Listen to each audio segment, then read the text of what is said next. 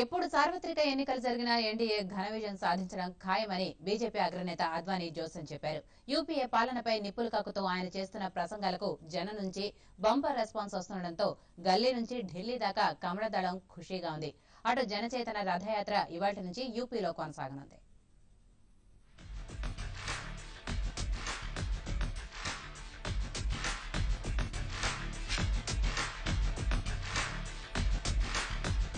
BJP అగ్రనేత అద్వానీ జనచేతన యాత్ర ఉత్సాహంగా సాగుతోంది.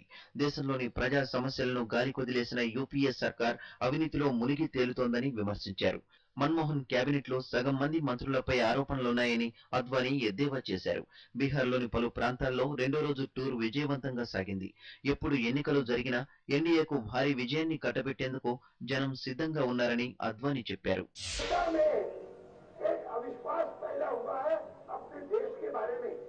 ये केवल सरकार की कमी नहीं है। मैं मानता हूं कि इस देश में बहुत सामर्थ्य है।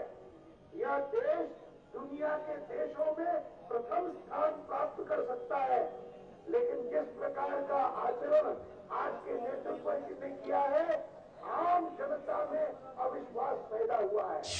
అటు అద్వానీ రథయాత్రపై కాంగ్రెస్ విమర్శల పర్వం కొనసాగిస్తోంది.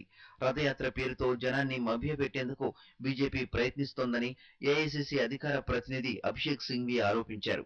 దీన్ని ప్రజలు అర్థం చేసుకుంటారన్నారు. మరోవైపు ఉత్తరప్రదేశ్లోని మొఘల్ సరాయ్ ప్రాంతంలో ఉన్న రైల్వే శిక్షణ కేంద్ర మైదానంలో బీజేపీ తలపెట్టిన బహిరంగ సభకు రైల్వే బోర్డు అనుమతిచ్చింది.